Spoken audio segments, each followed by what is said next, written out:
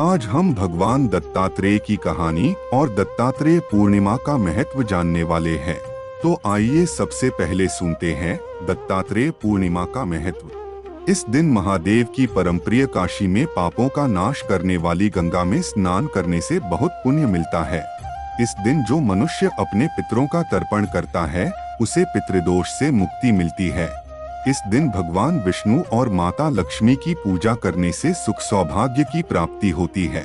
मान्यता है कि इस दिन इनकी उपासना तत्काल फलदायी होती है और इनके सिर्फ स्मरण मात्र से ये भक्तों के कष्टों का शीघ्र निवारण करते हैं। इस दिन भगवान दत्तात्रेय का पूजन और मंत्र का जाप करने से परिवार में सुख समृद्धि आती है। सभी तरह के पाप, रोग, दोष और बाधाओं का नाश होता है। प्राणी को कर्म बंधन से मुक्ति मिलती है।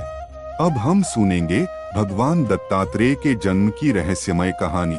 महायोगीश्वर दत्तात्रेय भगवान विष्णु के अवतार हैं। इनका अवतरण मार्गशीर्ष की पूर्णिमा को प्रदोष काल में हुआ। अतः इस दिन बड़े समारोह पूर्वक दत्त जयंती का उत्सव मनाया जाता है। श्रीमद् भगवत में आया है कि पुत्र प्राप्ति की इच्छा से महर्षि अत्रि के व्रत करने पर दत्तो मयाह मिति यद भगवान स दत्त आशीर्वाद दे दिया। इसका मतलब मैंने अपने आप को तुम्हें दे दिया। विष्णु के ऐसा कहने से भगवान विष्णु ही अत्रि के पुत्र रूप में अवतरित हुए और दत्त कहलाए। अत्रि पुत्र होने से ये आत्रेय कहलाते हैं। दत्त और आत्रेय के संयोग से इनका दत्तात्रेय नाम प्रसिद्ध हो गया। इनकी माता का नाम अनसुया है।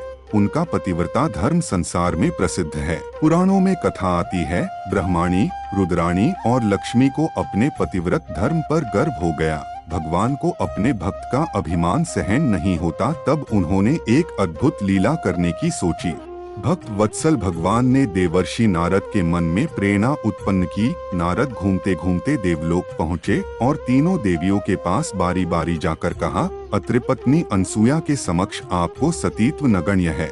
तीनों देवियों ने अपने स्वामियों विष्णु, महेश और ब्रह्मा से देवर्षि नारद की यह बात बताई और उनसे अनसुया के पातिव्रत्य की परीक्षा करने को कहा। देवताओं ने बहुत समझाया, परंतु उन देवियों के हठ के सामने उनकी एक न चली। अंततः साधुवेश बनाकर वे तीनों देव अत्रि मुनि के आश्रम में पहुँचे। महर्षि अत्रि उस समय आश्रम में नहीं थे। अतिथियों को आया देख देवी अनसुया ने उन्हें प्रणाम कर अर्घ्य, कंदमूलादि अर्पित किए, किंतु वे बोले, हम लोग तब तक आतिथ्य स्वीकार नहीं करेंगे जब तक आप हमें अपने गोद में बिठाकर भोजन नहीं कराती।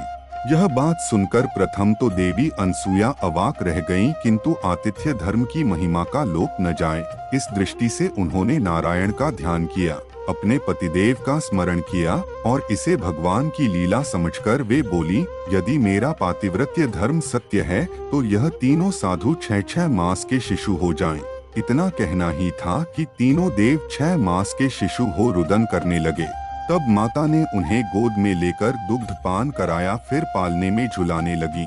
ऐसे ही कुछ समय व्यतीत हो गया। इधर देवलोक में जब तीनों देव वापस न आए तो तीनों देवियां अत्यंत व्याकुल हो गईं। फलतः नारद आए और उन्होंने संपूर्ण हाल कह सुनाया। तीनों देवियां अनसुया के पास आईं और उन्होंने उनसे क्षमा मांगी। देवी अनसुया ने अपने पातिव्रत्य से तीनों देवों को पूर्व रूप में कर दिया।